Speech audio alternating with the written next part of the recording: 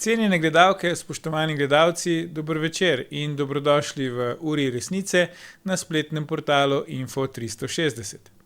Moje ime je Aljuš Pertinač, z nami sta naša stalna komentatorja, dr. Boštjan Marko Turk in Edvard Kadič, oba toplo pozdravljena. Pozdravljeni. Naša tokratna tema pa je prva posttranzicijska vlada. Ali bo rekordna četrta Janševa vlada res prva posttranzicijska vlada v Sloveniji?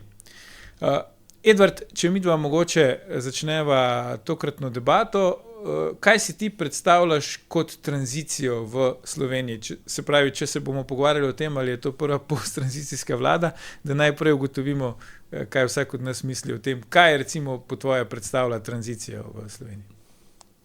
Tranzicija v Sloveniji predstavlja divje lastninjenje, kraje, to se pravi ta nepotizem, prenos nekih vzvodov moči na svoje naslednike. In jaz mislim, da je to, kar smo gledali v času Golobove vlade, v bistvu neka kulminacija tranzicije. In to, kar si v bistvu najavil, se mi zdi res dobro izhodišče. In mogoče je tudi to povezano z nekim mojim takim intimnim upanjem, da se bo to obdobje nekako kljub vsemu pripeljalo do nekega zaključka, da ne bi, po domače povedano, se rodil v nekem sistemu in v istem sistemu umrl, ob vsem tem, to se pravi sočasno pa podoživljal neke napore in upe, da bomo prešli v neko novo obdobje, ne samo osamosvojene Slovenije, na kar sem sam zelo ponosen, ampak tudi v neko novo ureditev, ki je bistveno bližje demokraciji ali pa demokratičnosti, kot je bilo pač pred samo osamosvojitvijo države. In zame je pojem tranzicija v bistvu neko prehodno obdobje iz neke absolutne diktature v neko, to se pravi absolutne diktature v vsakem smislu, ne samo v smislu diktature nadzora nad mislimi, to se pravi nad tem strahom, da ne boš kaj preveč rekel, da boš končal nekje, tudi potem to obdobje prehoda v bistvu tega gospodarskega. Jaz sam sem to doživljal iz prve roke, kako je izgledalo, ko so ti bila včeraj dolžna državna podjetja ali pa družbena podjetja, in potem jutri so bile ta ulastninjena podjetja, kjer si ti lahko uveljavljal svoje terjatve ravno na Sončni upravi, pa nikjer drugje. In glede na to, da sem bil jaz zasebnik, ki sem dal to skozi, v bistvu sem bil soočen z precej velikimi izzivi. In jaz mislim, da ogromno obrtnikov zelo dobro ve, o čem jaz govorim, v tem, in to je zame to neko divje stanje grabljenja tistih, ki so bili pri koritu, na račun vseh ostalih, ki so kupili ali pa smo celo kupili idejo o nekem prehodu v nek nov sistem, kako bo zavladala neka pravica, neka enakopravnost in tako naprej, ampak kar smo videli zdaj, še posebej pod Golobovo vlado, je vse to izplavalo, se mi zdi, ven, da v resnici temu ni tako.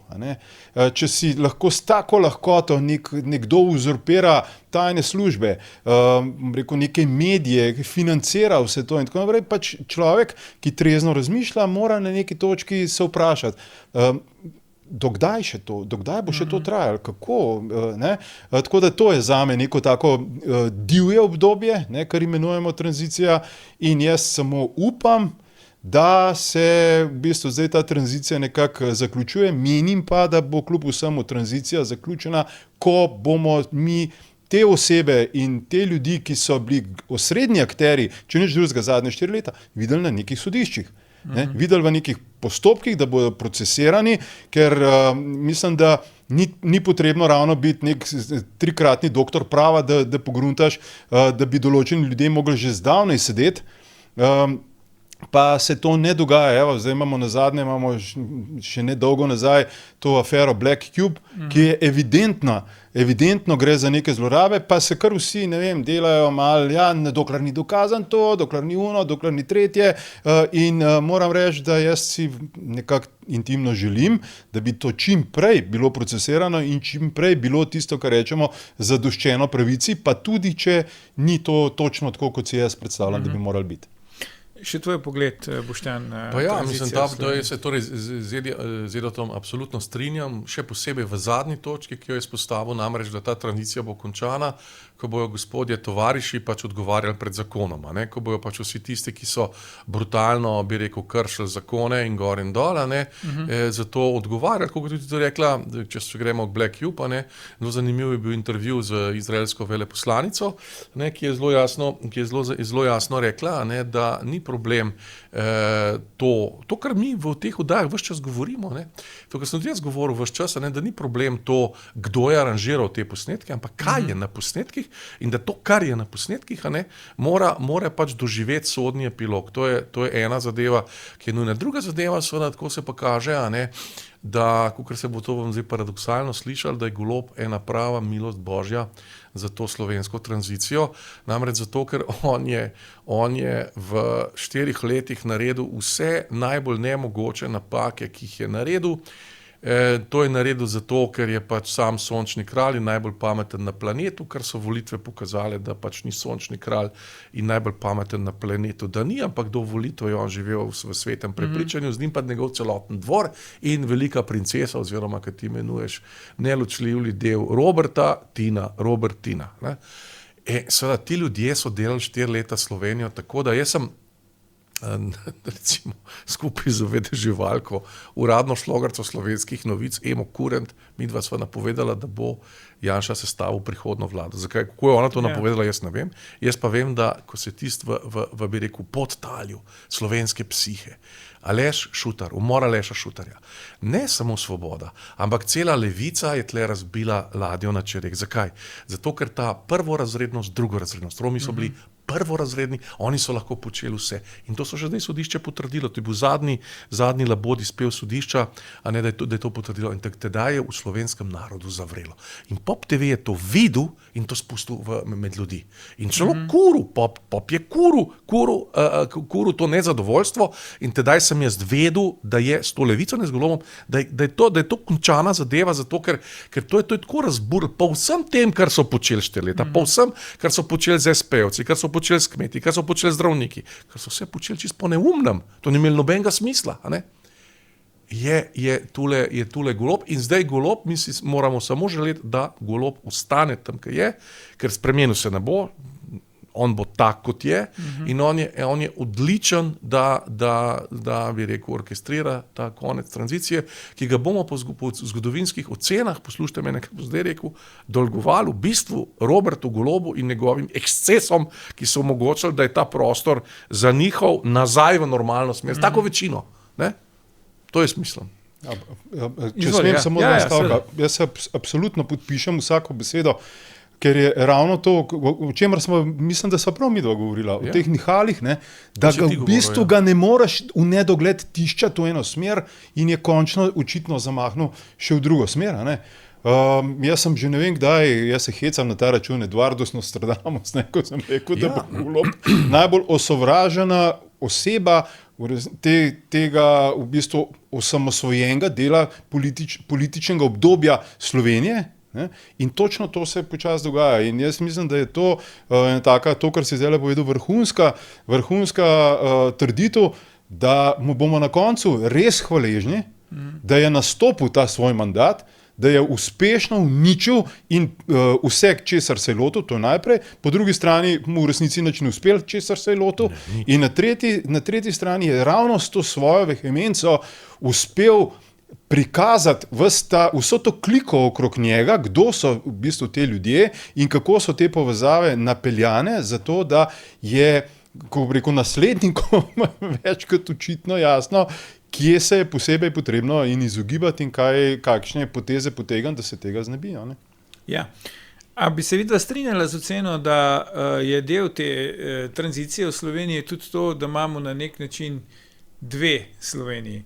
In da zdaj v mandatu Roberta Goloba se ni delalo na tem, da bi se te razlike zmanjševale, pa da bi šli počasi proti eni Sloveniji, ampak da so se te razlike na nek način še povečevale. Pa lahko to mejo med dvema Slovenijama lahko potegnemo, kakor želimo. Lahko rečemo Janša, anti-Janša tabor ali kje drugje, odnos do pol pretekle zgodovine, ampak vendarle se mi zdi, no, to je moj vtis, pa bi rad vajeno mnenje slišal o tem, da v mandatu vlade Roberta Goloba se je ta ločnica, se pravi mi in oni, se je krepila in da na nek način se je delalo na tem, da se ta druga Slovenija, ki ne misli enako kot mi, da se na nek način izloči, da se anatemizira, da se jo proba pač odriniti na stran.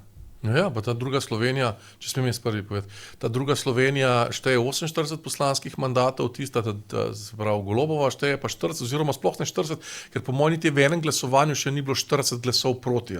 To je nek naslednji nerazložljiv fenomen, ki ga jaz ne razumem, ampak ta vlada je bila izvoljena z 49 za in 30 samo proti.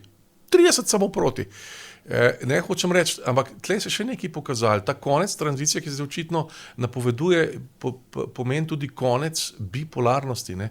Ni več, se pravi, SDS oziroma ta opozicija Slovenska pomlad ali karkoli proti nomenklaturi, ampak so se tukaj na strani te bi rekel, normalne opcije evropske normalnosti, desno-sredinske, oblikovali novi dejavniki, ki so zdaj v bistvu prevzeli breme tega. Ne? To pa so, se pravi, Stefanovičeva stranka, Stefanovič sam, ki je odličen igralec, ki je zelo močen človek, tudi to se mu vidi.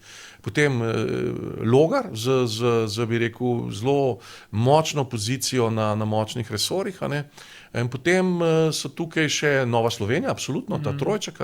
Ti zdaj na nek način prevzemajo pobudo in zdaj naenkrat ti nimaš več nasprotnika na eni fronti, ampak imaš 7 front. 7 front ne more, Kučan, ne Golob ne moreta zmagati 7 front, ker ni vojska za 7 front. Ti imaš 7 front. Ker sem slišal celo to, da v bistvu ta interventni zakon pravzaprav ni bil zelo, bi rekel, temeljna ideja SDS, oziroma SDS celo nekaj zadržka od tega. Ti nam tega ne moreš. Enostavno, Hitler je vojno zgubil, ko si odprl drugo fronto na vzhodu. Ne. In zdaj imajo pa oni 5-6 fronta, različnih front, oni zdaj poskušajo z najbolj primitivnimi stvarmi, se pravi, žaliti poslance, se pravi, stisniti v nek medijski stampedo, ampak gledajte, to je zdaj v bistvu nepomembno. Ne. Jaz mislim, da se je zdaj zgodilo to, kot je Untergang v tistem filmu znanem, ko Hitlerjev propad, ko Hitler pravi, the creek is forlorn as is for bike. Vojna je izgubljena, konc je. Zakaj ne se zdaj oni borijo? Zakaj? Proti Janši, kako se ga kjer ni? Proti komu? Proti temu, da je Janša fašist. Ja. Komu boš zdaj ti to razložil? Proti čemu, kje je fronta, kaj naj Kučan zdaj mobilizira, gremo sem, ker če imaš ti nek političen program, imaš agendo, imaš nekaj proti in imaš nekaj za. Oni za itak ne morajo biti, ker nimajo izvršne oblasti, se pravi, morajo biti proti, ampak proti čemu, proti Kati Kokot, to, kar počnejo zdaj necenzurirano, da jo blatijo pa gor pa dol, halo, to je smešno, pa samo kaže, da nimajo nobene pameti, nima nobene pameti, ena ta vdaja, mi, ki tukaj razpravljamo in ki smo zadeli vse stvari, tudi Edo je govoril o balansiranju, ves čas je govoril o tem, da se nihalo, bo niha in da bo zanihalo nazaj. To je še moja žena s tem prepričal mesece nazaj. Nas je tu mi smo pametnejši od 1000 novinarjev, ki pišejo zdajle gor dol, nastopajo sem in tja, od vse te Kučanove paravojske, smo mi pametnejši, 10 ljudi, 5 ljudi, hočem reči, vojna je izgubljena. Če se to zgodi, je vojna izgubljena. Ja, Edvard.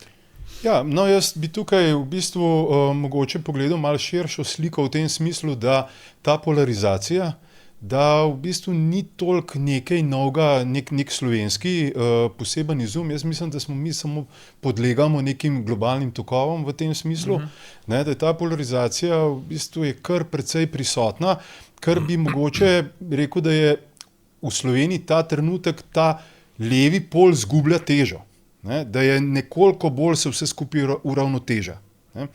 Tako da se mi zdi, da ta polarizacija, jaz celo mislim, da je zakaj pa je težo zgubil ta levi pol? Zato, ker je bila ta naplavina, ki se je pokazala, to se pravi ta ideološka naplavina, ki nima več nobene prave substance, ki se je prikazala v obliki Golobove vlade in bom rekel, tega njegovega načina vodenja in ljudi, ki so, sej toliko smo odrasli, da vemo, da pač isti ptiči skupaj letijo, kar pomeni, da ljudje okrog Goloba so v bistvu tako kot Golob, ne, sej ni, ti ne moreš dolgo funkcionirati z ljudmi, ki so tvoje diametralno nasprotje, oziroma moraš biti res, kako bi rekel, brihten pa globok, da to uspeš nekako je zaželeno, ampak v praksi je to izjemno težko. Ne?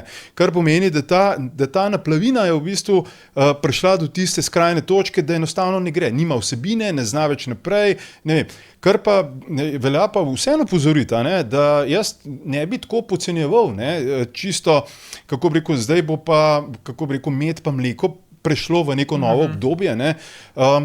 Gre za ljudi, ki vidijo oblast kot njim lastno, to se pravi, to je naše. Ne? To ni nekaj, kar se deli, pa dopušča bolj pametnim od sebe, recimo na oblast, pa vladati in tako. Ni, enostavno ni temu tako. Ne? In kar si jaz zelo želim z Janševo vlado je to, da bi ta vlada, Janša je to napovedal, da si želi nekoliko bolj dolgočasne vlade, kar pomeni, da si želi, da bi te ljudje lahko delali. Ne se ves čas borili za svojo pozicijo.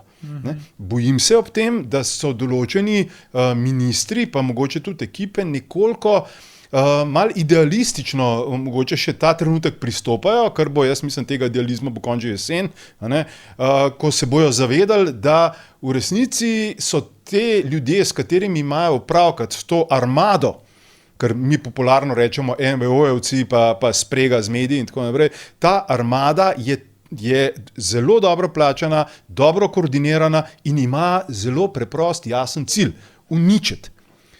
In tukaj Janša kot vojaški strateg zelo dobro pelje, ker je sebe kot osrednjo tarčo prejšnjega mandata izvzel ven iz fokusa. Postavil je ostale bojevnike na bojišče na tak način, da se je moč razpršila, ker nek Jenull s tistimi svojimi maskami in s tem, ne vem, Black Cube in tako naprej, on se je fizično izpel. On se je izpel. Kako bi rekel, ena smešna karikatura, ki skače tam neki po ulici, pa se nekaj gre. Ampak ne bi pa jaz to podcenjeval, kaj se bo, ko se bojo po domač povedan vrste nazaj sestavile, pa se bojo sprostili različni ventili denarja in tako naprej za novo obliko aktivizma, katero jaz mislim, da ta trenutek je tudi v Evropi še ne vidimo čisto v celoti. Ne? Vidimo nek ta izravnavo, vidimo, kako bi rekel, Nemčija je najbolj taka ta trenutek. Ne? V Franciji bomo tudi videli, no, to mogoče ti bolj veš, kako se bo to izravnalo, ampak tega novega vala zagona pa še ne vidimo v bistvu na levi strani, ne? In jaz mislim, da bo ta vlada verjetno že prva tarča prav na tem, ker je to pa smo se naučili v zgodovini, te naše kratke zgodovine osamosvojene Slovenije je, da je Slovenija s svojo majhnostjo pa svojo prepletenostjo v bistvu teh levih tranzicijskih struktur izjemno igrišče, izjemen peskovnik za izvajanje različnih strategij, a to deluje ali to ne deluje in tako naprej. Jaz mislim, da bo to še zelo zanimivo, no, mogoče na sredini mandata, pa potem v drugo polovico. Ne. Ja, jaz bi se v načelu kar strinjal z vama. Moram reči, da sem bil malo presenečen, ko ni bilo neke množičnosti. Ne? Ker če zdaj malo nakratko ponovimo, kaj se je učitalo. Ne? Se pravi, to je neka koalicija, vlada, ki nastaja s prevaro, ukradli so volitve, ne? Bili so neki zunanji vplivi in tako naprej. Ne? Veliko kuriva je bilo danga, ne? Ampak ni bilo pravega požarja. Ne? Se pravi, tudi ko se je v parlamentu razpravljalo in glasovalo v novi vladi, ni bilo zdaj tam neke množice, 10 000 ali pa celo več 10 000 ljudi, ki bi recimo protestirali pred parlamentom in tako naprej. Vemo, tudi pri nas je že to bilo, pa tudi v drugih državah imamo take stvari, ne? Posebej, če so zelo polarizirajoče volitve. Ne? Se pravi, da druga stran na tak način kaže nezadovoljstvo. To bi meni bilo tudi na nek način pričakovano. Ni bilo tega. Ne? Bili so neki ulični performanci teh plačanih, da tako rečem, agitatorjev proti novi oblasti, množičnosti pa ni bilo. A se vama zdi, ne, da to izhodišče, da je, če zdaj to vzamemo v obzir, da ni bilo teh nekih množičnih protestov zaenkrat še, ti si rekel, da počakamo do jeseni, ampak okej. da kaže, da Boštjan Edvard, da je zdaj Janez Janša na nek način iz, se pravi, neke anateme, ne, absolutne persone non grata, če poenostavim, sploh si ne moremo predstavljati, da bi on bil, ker oni so tako šli, ne. To zdaj, če bo pa Janša spet na oblasti, potem bo pa konc Slovenije, pa konc demokracije, pa vsega, da je zdaj na nek način postal paradoksalno sprejemljiv, ne. Kaj hočem reči s tem sprejemljiv? Zdaj, politik, lahko ti ne maraš politika, ki je na oblasti, se z njim strinjaš ali se ne strinjaš, ampak pač je sprejemljiv, se pravi, ni to nenaravno stanje, da on vlada. Mislite, da je postal zdaj Janša z dogajanjem po volitvah, z oblikovanjem te vlade, v bistvu, da je izstopil iz te vloge nekega absolutnega zla, kar so mu pripisovali njegovi nasprotniki in da to zdaj ne prime več. Se pravi, da ni antijanšizem že začetek in konec vsega, kar lahko rečeš o Janezu Janši. Pa ja, seveda, se to poskušava zdaj pač midva utemeljevati, zdaj v tem našem razgovoru, ne. Predvsem je zdaj na sceni veliko več dejavnikov, ne, so, bi rekel, zelo zagreti mladi, ambiciozni fantje, ki to pelejo. In Janez Janša je tukaj v ozadju, predvsem je pa ena zadeva, ne, SDS je dobila največ glasov, odkar obstaja, ne, se pravi, so morali zdaj dodatni ljudje voliti Janeza Janšo. In tle smo spet nazaj pri Golobu, ne, kajti če bi Golob ne delal vseh teh neumnosti, recimo, ne, se pravi, pustil primer SP-je, pustil primer obrtnike, pustil primer kmete, pustil primer zdravnike, vsega tega, potem bi, to je pa že kar armada, samo SP-jevcev je 100,000, ne. In ti ljudje, ne, to je zdaj pa večni problem Levice, ti ljudje točno vedo, če bo Levica prišla nazaj, se bo zgodbica ponovila. Se bo začelo jo na novo, po zdravnikih, po kmetih, po SP-jevcih, po podjetnikih, pa gor pa dol, to vedo. In zato bo šli na naslednje volitve volt, že iz principa ne, kdorkoli bo rekel, jaz vas ne bom obdavčil, s tem, da Golobov ne verjamejo nič več, ker se je dokazal, da je en najbolj verziranih lažnivcev v bistvu v tej konkurenci prije do samega Milana Kučana, ne. In tlema Levica nerazrešljiv problem, ki ga je ustvaril Golob. Golob bi ravno tako kot Drnovšek, bi ravno tako kot Cerar, bi ravno gospodarstvo, dajmo sprostiti gor dol, ne. Cerar rekel, en sam keks proti zdravnikom. A je to šlo, Serpentinšek tega ni naredil, Drnovšek sploh ne. On pa kar, sploh ne vem zakaj, kar ne vem zakaj, ne. In zdaj ta prevoljnik Rupel je šla, ne, in če pogledam zdaj Ostrca, ne, Tadeja, ki je pač strokovnjak na svojem področju, nedvomen strokovnjak, ne, in nedvomno zelo inteligenten človek, ne, potem je jasno, da zdaj se je obrnil nek drug list, ne. In tukaj Janša sploh ni pravzaprav dosegel to, kar si je najbrž toliko želel, da sploh ni več pomemben. On sploh ni več pomemben, ker igrajo drugi, ker točno, seveda Janša točno ve, da so glasovali za to normalno desno sredinsko opcijo ljudje, katerih denarnice so bile prizadete, katerih ugled kot zdravnikov je bil nepopravljivo prizadet. Pa veste, kaj so naredili zdravnikom?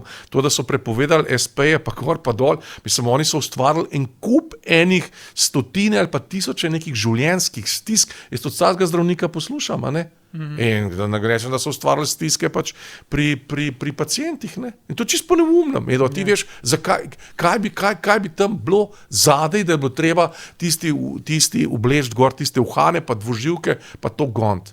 Drajno in blodnjo. Sploh ne razumem, zakaj. Čemu? No, jaz si predstavljam, če smem malo odgovoriti na to. Ne. Jaz si malo predstavljam, ne, Levica kot takšna, to je salonska, meščanska neka klika, ki živi pač v nekem urbanem okolju. Ne. In živi, ob tem, da živi v urbanem okolju, živi še v nekem oblaku, kako bi rekel, denar priteka od vse povsod. Zdaj, te pozivi niso tako nedolžni, v bistvu, ker na družabnih omrežjih mesta pozivajo, pa da je odpri NSP, pa probi živeti na trgu. Ne? Da boš videl, o čem ti sploh v resnici govoriš, ko napadaš ljudi. Ne?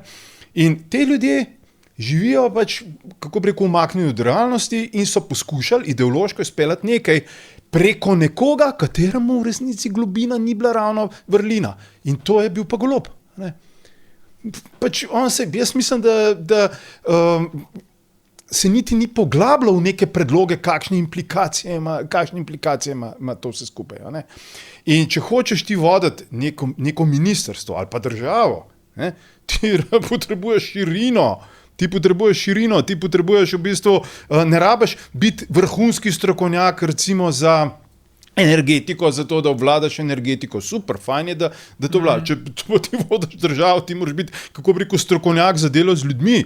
Kaj ta vlada, recimo nova vlada, potrebuje? Ona ne potrebuje ne vem kakšnih vrhunskih, ne vem kakšnih rešitev v tem trenutku. Ona potrebuje sprostitev ceste, prenehati v bistvu sprostitev kolon za zdravnike in te neumnosti, ki se ljudje ponižujejo dobesedno.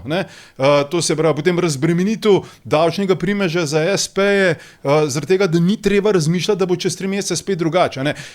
Ti si prej zelo lepo povedal, da se zdravniki bojijo, kaj bo spet, če pride levica na oblast. V resnici se vsi podsistemi bojijo tega. Vsi podsistemi in je prav, da se v resnici bojimo tega. Zakaj? Zato, da teh ljudi več ne bo. Ne? Da lahko izpod neke skale v neki opoziciji neki, kako bi rekel, se javljajo zaradi tega, da se kakšen kako bi rekel, zakonski predlog že malo umil, sej, da ta neokapitalizem in tako naprej tudi ni vse tako fino pa fajn, kot se včasih poskuša predstaviti. Ampak, da pa to narekuje neko sodobno državo leta 2026, pa to moraš biti dobesedno nor. In jaz ne vem, kako se počutijo, jaz mislim, da se zelo slabo počutijo volivci njihovi, ampak to.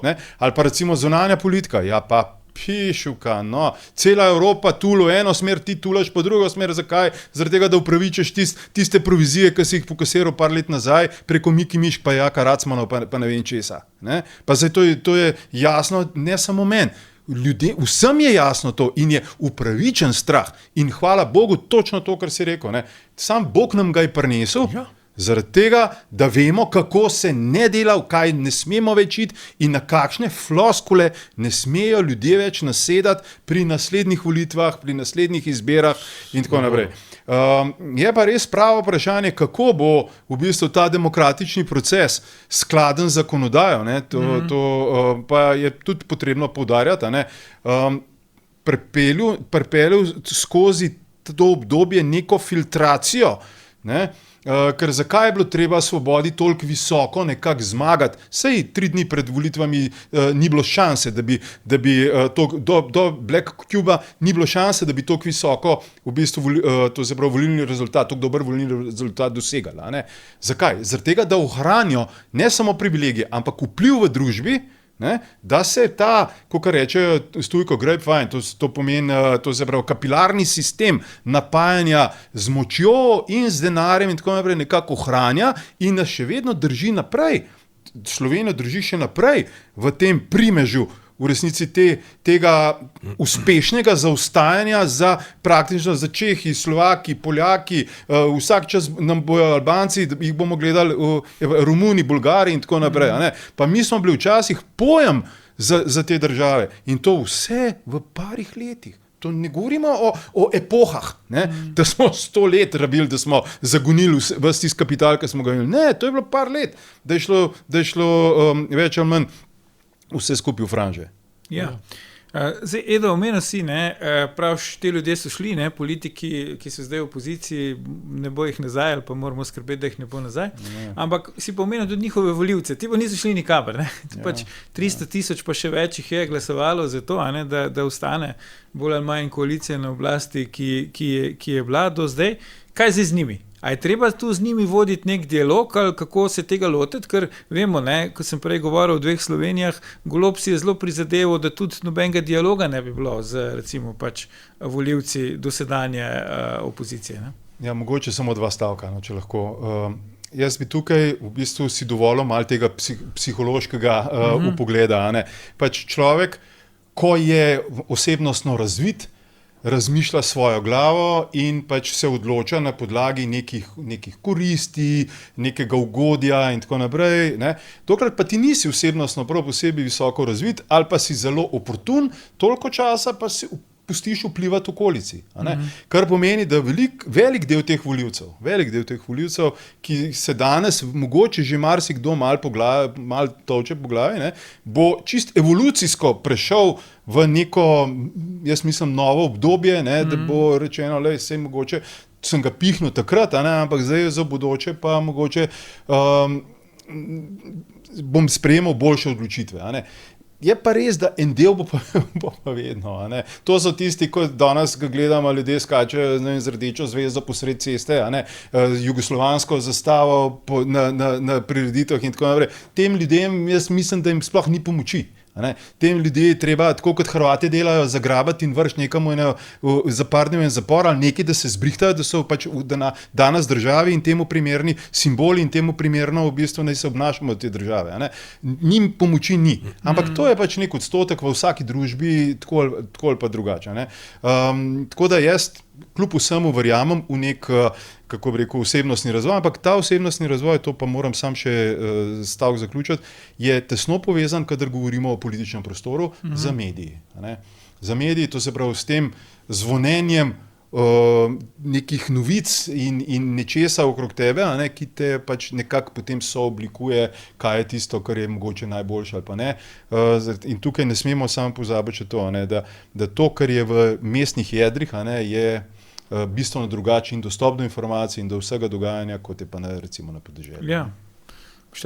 Jaz se večinoma strinjam, nekaj stvari bi tukaj dodal.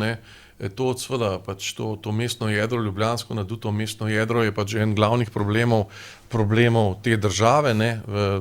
Tudi recimo zdaj mi dva sva vsaj dva iz področja družboslovja, imava pač diplomo iz družboslovja, jaz učim na družboslovni fakulteti.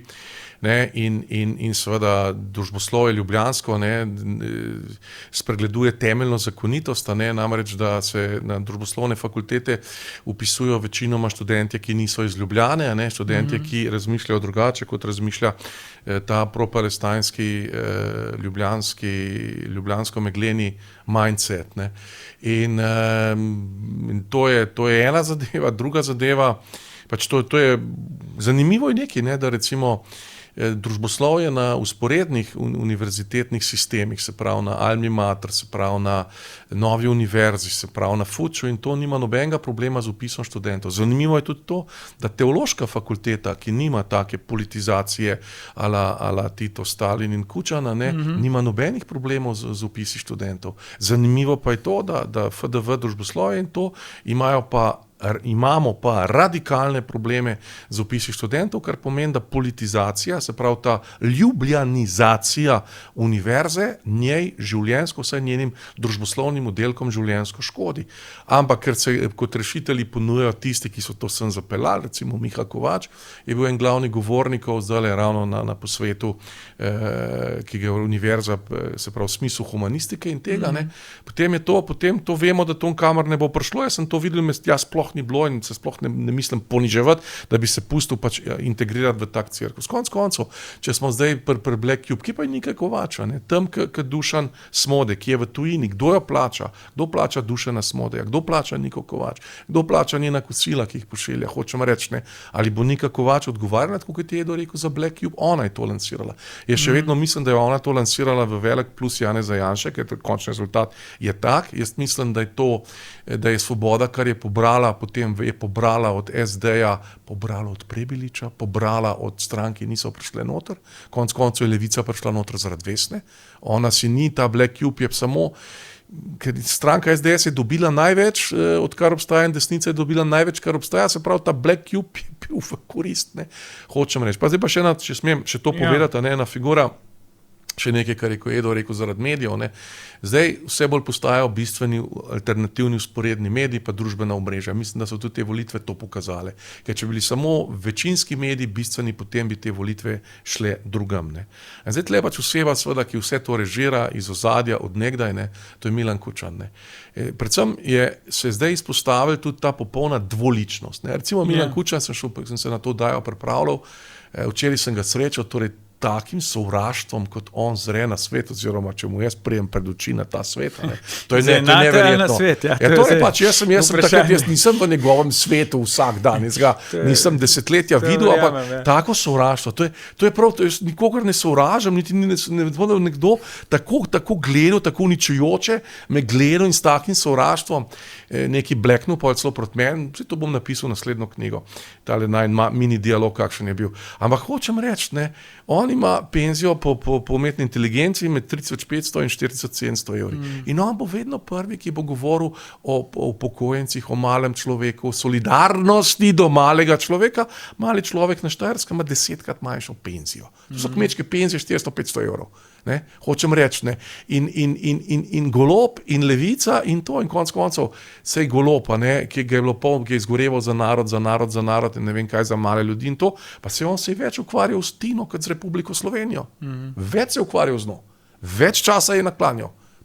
Po tem, kar vemo. Ne. Hočem reči, ta dvoličnost, ki jo seveda večinski mediji lahko maskirajo, ne morejo pa omrežja, je pa družbena omrežja, naše vdaje, ki so izredno vplivne in pomembne, ker ljudi dosežejo, recimo mene poznajo že skoraj vsi Edota, tudi tebe, tudi kamorkoli grem, te nekdo pozna. Ne. Hočem reči, to je pa uničujoče, za to dvoličnost. Jaz mislim, da predvsem se je pokazala ta grozljiva dvoličnost te levice in s tem so pa, če zaključim še s tem, ko je Trump zmagal, že 2016 se je pokazalo, da demokratska stranka in demokratska levica nimata recepta za sedanjost in za prihodnost.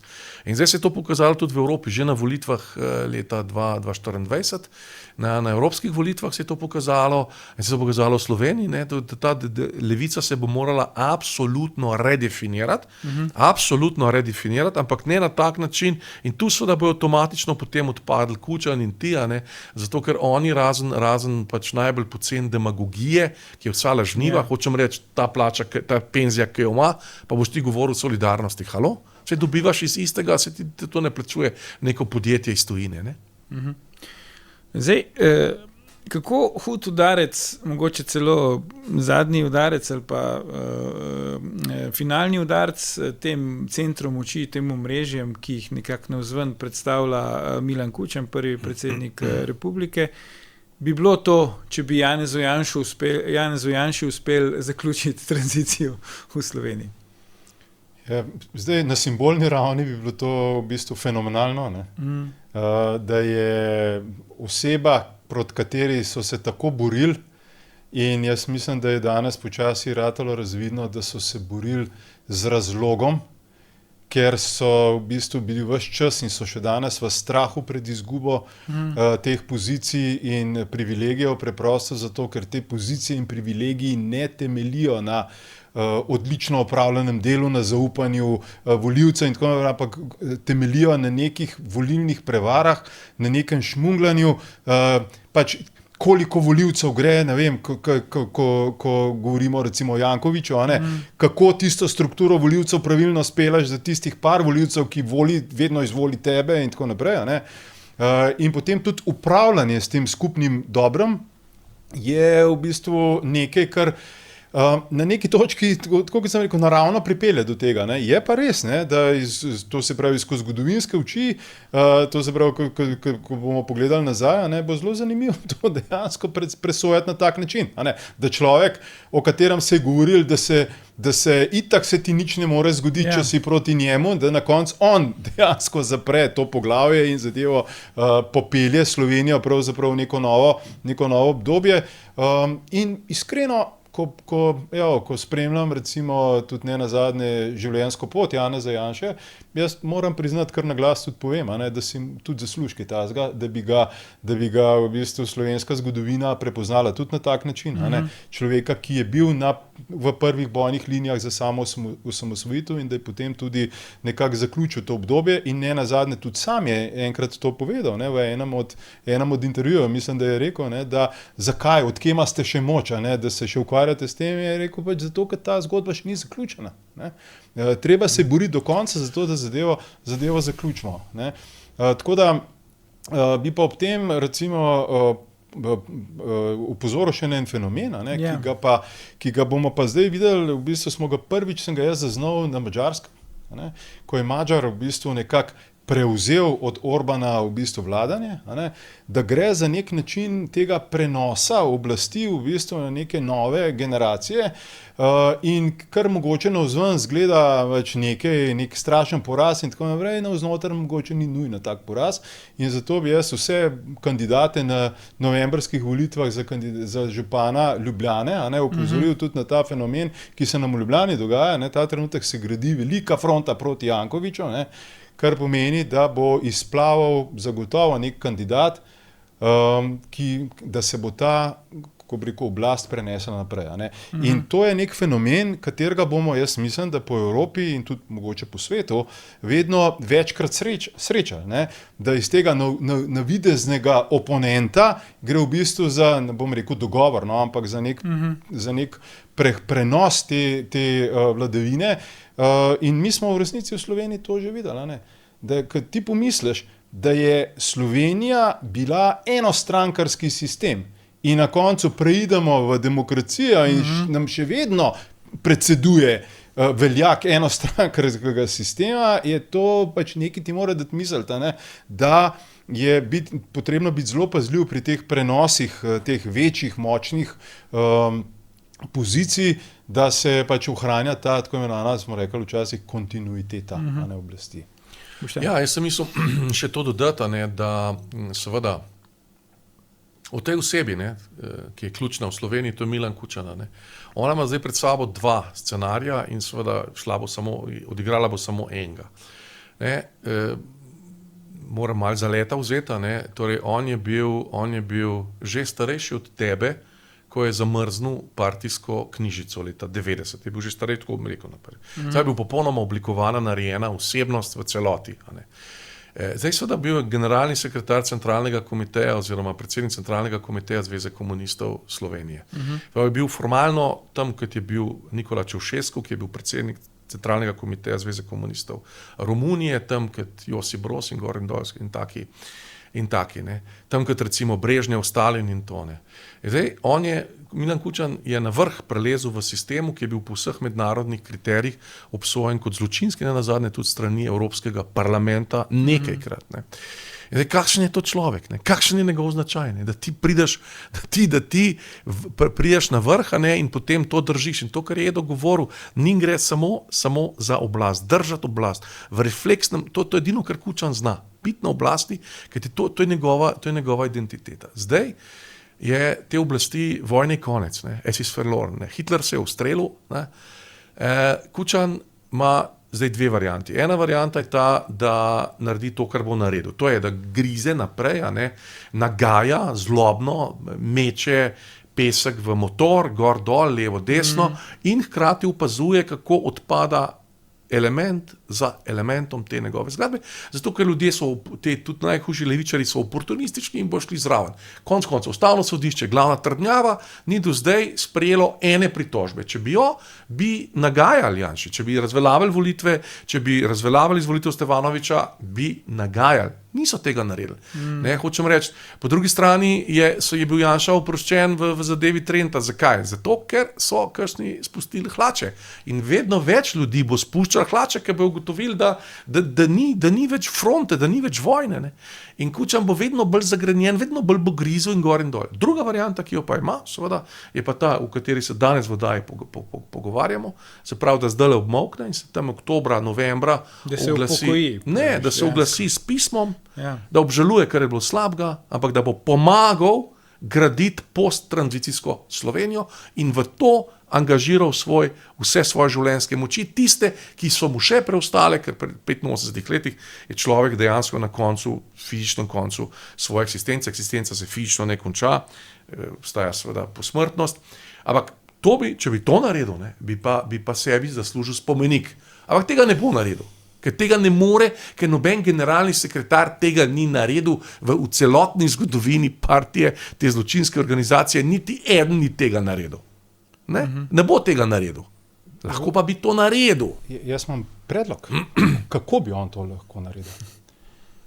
Potrebno mu je ponuditi abolicijo na vse posledice njegovega delovanja v življenju. Ker to, kar si ti zelo korektno omenil, Ne? Ta njegova, kot ti imenuješ, recimo zloba ali tako naprej, Sem jo videl, sem jo začutil. Velik del tega je v bistvu prikriti strah pred posledicami njegovega delovanja. Zakaj pa so se kurali arhivi? Zakaj pa se, meni je bilo takrat v času osamosvajanja, meni je bilo to nedoumljivo, da se šlepari vozi v bistvu iz arhiva dokumentacijo. Pa ljudje, dragi, gre se za neko državo, pa za v bistvu nek dokumente o našem obstoju. Gre se za to, da so stvari bile popisane, to, kad danes imamo srečo, da se Omerza v bistvu aktivno ukvarja s tem, pa še to, kar on večkrat poudarja, da je v bistvu to, kar on, kako bi rekel, te dokumente, ki jih on nekako sprav skupaj, da to je v bistvu neka površina, neka lupina nečesa, kar je v resnici napol po neki smoli ostali tam noter. Kje so še tisti jedrni dokumenti, kako se je dajali naloge od likvidacije tega do prevzema une firme, uničenja tega, kje naj se denar prečrpava za takšne ali drugačne potrebe. In hočem reči, da ta zagrenjenost je v resnici prikrit strah pred posledicami.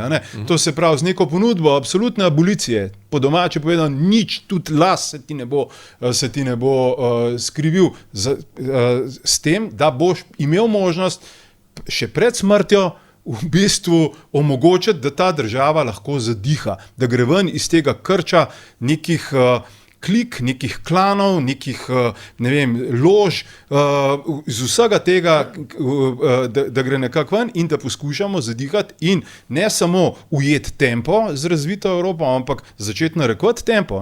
Vse to, da ti ujameš tempo, to je prvi cilj. Ampak drugo pa, da ti moraš narekovati tempo, tako kot v vsakem našem zasebnem življenju. Ti moraš biti tisti, ki narekuješ svoje spremembe pa svoj razvoj. Ne da čakaš, kam kdo teče, pa se postaviš v spred pa rečeš za mano. Tako da to je moj predlog. Ja. Še zadnje tako, bi rekel, bolj metodično, metodološko vprašanje imam za vaju. Kaj bojo kazalci, po katerih bomo recimo na koncu mandata te vlade aktualne Janeza Janše ocenjevala, je bila to prva posttranzicijska vlada ali ne? Ja, če bo prišlo do tako imenovane, po padcu nacizma je prišlo do denacifikacije Nemčije, po padcu komunizma je prišlo do dekomunizacije vzhodne Evrope v celoti, z izjemo Slovenije in delno Hrvaške. Da je Srbija pač to je druga zgodba. Torej to prvo. Tranzicija bo končana, ko se bo prelomilo z simbolno in dejansko dediščino prejšnjega sistema. In zelo pomemben korak je bil že narejen, to je ta zakon o pokopu. To je zdaj, zakon o pokopu je tukaj, in ta zakon o pokopu seveda jasno pove, da če so bile žrtve, potem so bili morilci. In seveda s tem smo naredili že ogromno.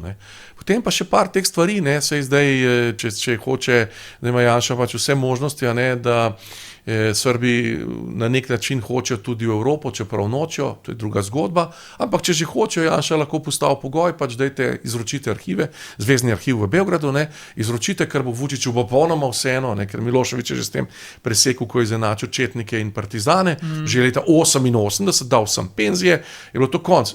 Vučićev interes, kaj je v arhivih Beograda o Slovencih, nikakor ni, to mi čisto vseeno. Se sploh ne vem, če ve, kdo je to Kučan. Recimo Željko Kekić približno še ve, ta velik specialist za udbo na Hrvaškem, kdo je Kučan, ampak drugače to ne. No, in potem se bo lahko še obdelal marsikaj, se bo ustanovil nek inštitut za raziskavo arhivov in potem se bo pač to spubliciral, pa predvsem medijsko uravnoteženje. To bo potrebno, da bomo ocenili, da smo prišli ven iz tranzicije. Ja, jaz mislim, da je že ena taka sprememba že na simbolni ravni, ki se bo počasi nekako oblikovala znotraj družbe. To se pravi ta zakon, potem to se pravi Muzej slovenske osamosvojitve, te stvari, ki nekako družbo tako ali drugače nagovarjajo k neki, to se pravi neki samoočiščenju, to se pravi svojih prepričanj, svojih pogledov.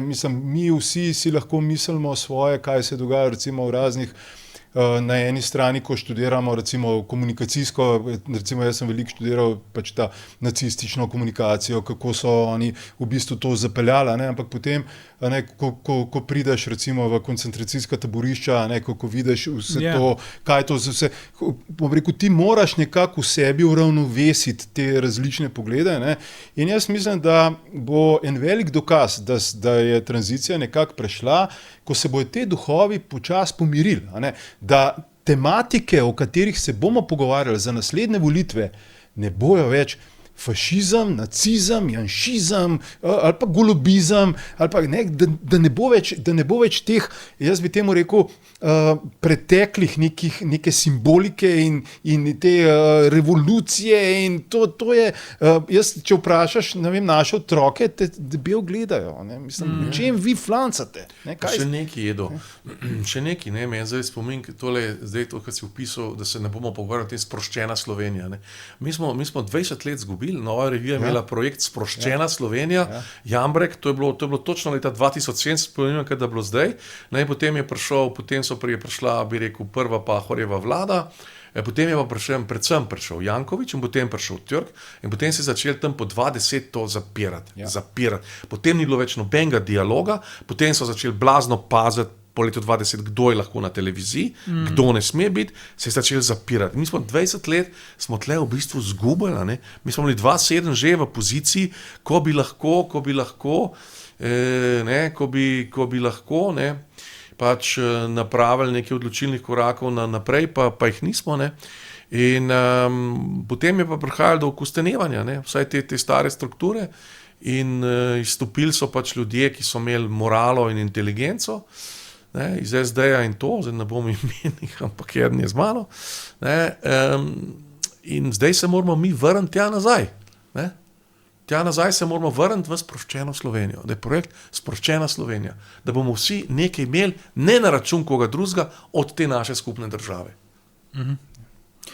Bomo videli, če bo Janezu Janši uspelo narediti prvo posttranzicijsko vlado v Sloveniji, se pa verjetno strinjamo, da že sama ambicija je pomemben korak naprej, ne? Ker do zdaj še noben predsednik vlade ni štartal mandata za tem, da bi napovedal, da želi imeti prvo posttranzicijsko vlado. Najlepša hvala, dr. Boštjan Marko Turk, Edvard Kadič, za vse vajne pronicljive komentarje in mnenja. Vam, gledalke in gledalci, najlepša hvala za pozornost. Se vidimo ponovno v petek, do takrat pa lahko noč in srečno.